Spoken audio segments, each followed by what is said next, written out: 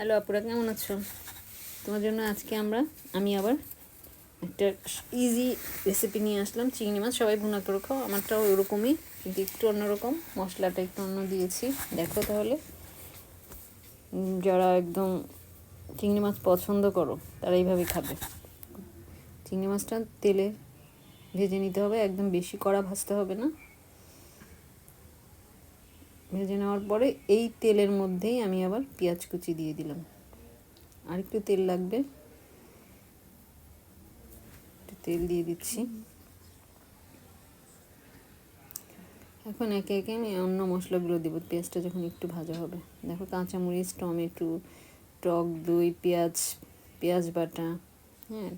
তারপরে দিচ্ছি, একটু দাঁড়াও, নারিকেল দিয়ে দিচ্ছি 2 কিউব নারিকেল দিয়ে দিলাম। এটাই হচ্ছে টক দিয়ে নারিকেলটাই হচ্ছে এটার বিশেষত্ব, ঠিক আছে। এখন 1 চামচ শুকনো মরিচের গুঁড়ো দিয়ে দিলাম। এখন দিব হলুদ। আমারটা একটু বেশি হয়ে গেছে, তোমরা হলুদ আর একটু কম দিবে, তাহলে কালারটা ভালো আসবে,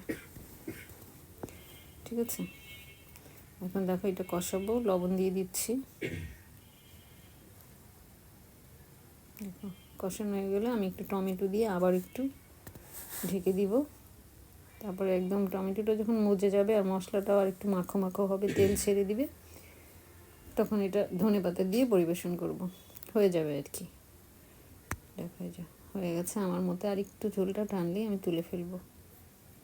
তো তোমরা যারা যারা চিংড়ি মাছটা এইভাবে রান্না করে খেতে চাও, খেয়ে বা রান্না করে আমাকে কমেন্টে জানাবে কেমন লাগলো। তোমরা তো কিছু জানাও না, একটু কমেন্টে আমারে উপদেশ দিতে পারো।